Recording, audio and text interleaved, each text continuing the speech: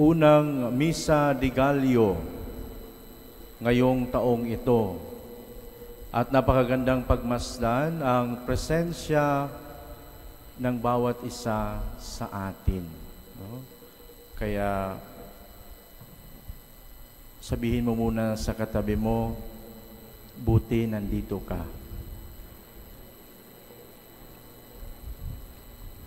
Napakaganda mga kapatid, sapagkat bago natin sinimulan ang banal na misa, nagkaroon tayo ng pag-aalay ng mga kandila.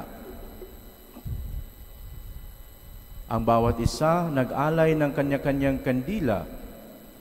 Paalala na ang bawat isa sa atin ay nagbibigay liwanag. At ang ating pagninilayan ngayon sa unang araw ng Misa de Gallio ay tungkol sa liwanag. At kung papaano pa tayo tunay na maging liwanag.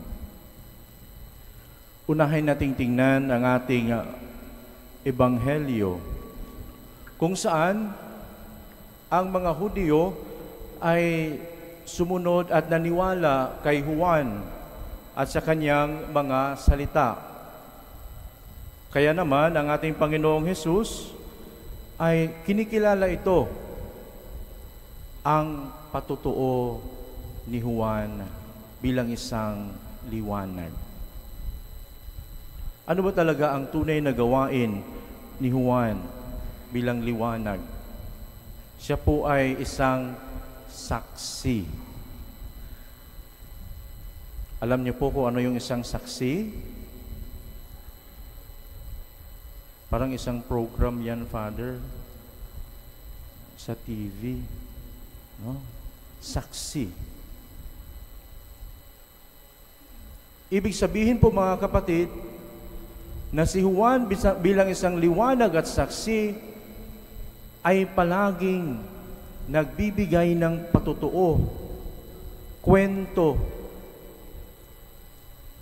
tungkol sa ating Panginoong Hesus. Hindi sa kanyang sarili. Yan po ang isang dapat lagi nating tandaan. Dahil totoo, tayo ay mga liwanag, tayo ay mga ilaw. Ngunit kung minsan, kapag nakaranas tayo maging ilaw, maging star,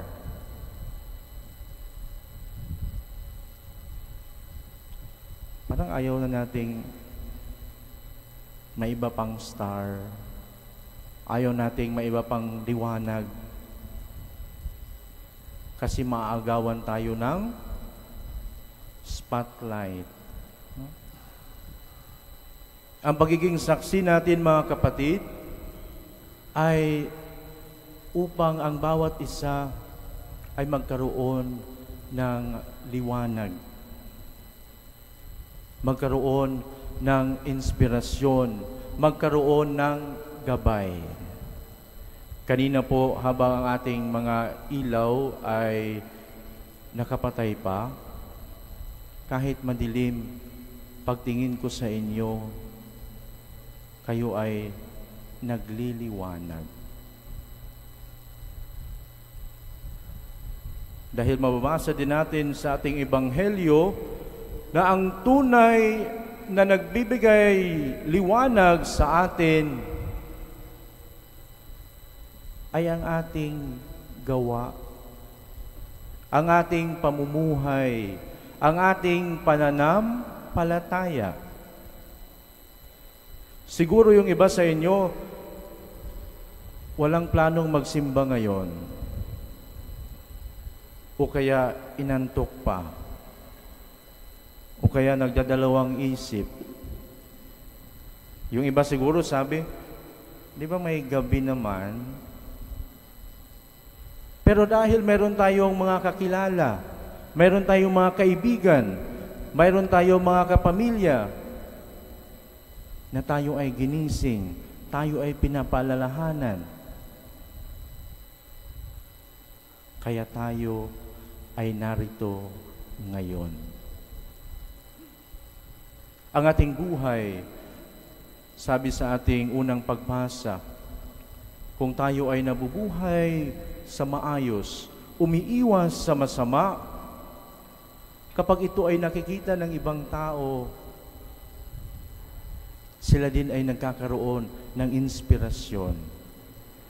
Sila ay nagkakaroon ng gana sa ating pananampalataya, lalong-lalo na sa ating mga pagdiriwang.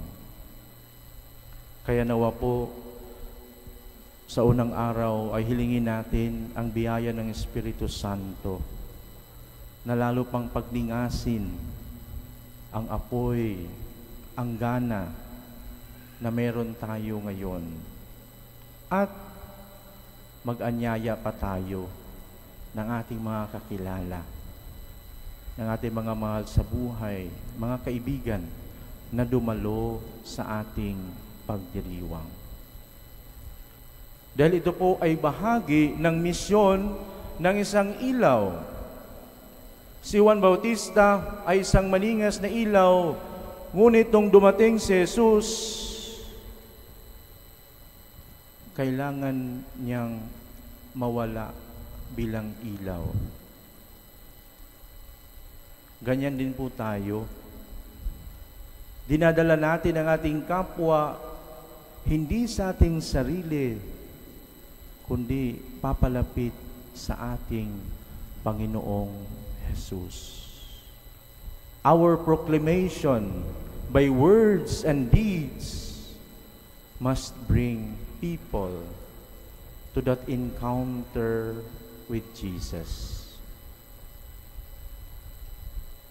Ang ating pong mga paanyaya, ang ating pamumuhay ay magdala nawa sa ating mga kapwa, hindi lamang sa ating mga sarili, at sabihin nilang, ay, ang bait-bait mo, ang galing-galing mo, kundi sila mismo ay makaranas ng pagmamahal ng Diyos.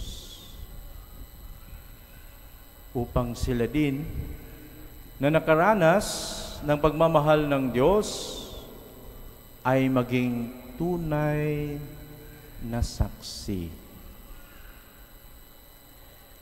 Hindi po kayo pwedeng maging saksi kung sasabihin nyo lang ay puro chismis.